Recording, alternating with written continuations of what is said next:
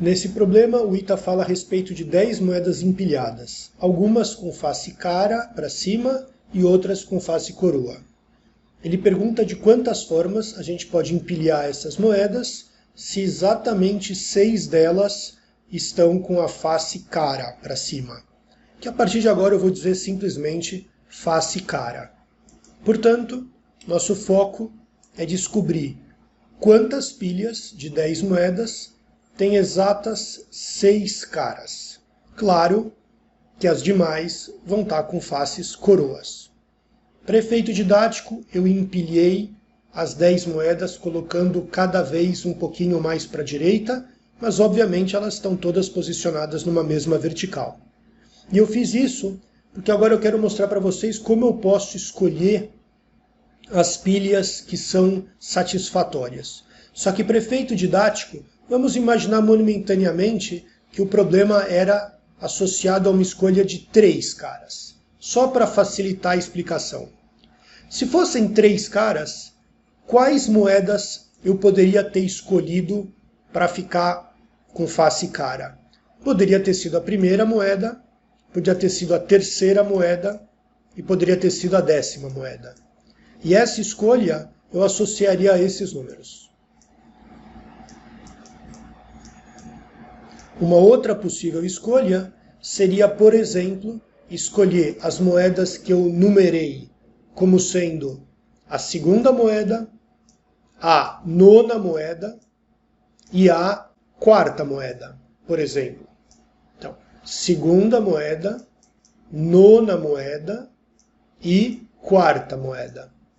Percebam que eu posso colocar a escolha que eu fiz, ou seja, quais posições vão ser ocupadas pelas moedas de face cara, em ordem crescente. Porque se eu escolhi a moeda na 2ª posição, na 9ª posição e na 4ª posição, é a mesma coisa que eu ter escolhido a moeda da 2ª posição, a moeda da 4ª posição e a moeda da 9ª posição. E as demais, de novo, certamente vão ficar com coroa. Por que eu fiz questão de fazer essa observação?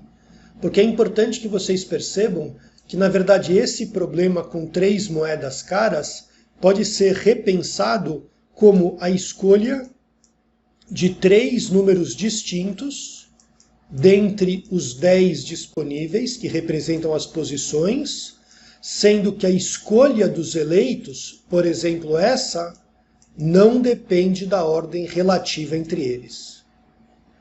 Em problemas em que a escolha dos eleitos não depende da ordem de escolha deles, a gente usa combinação.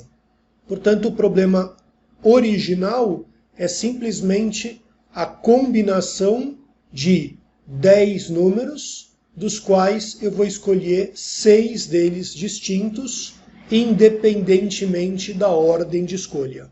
Ou seja, combinação de 10 tomados 6 a 6.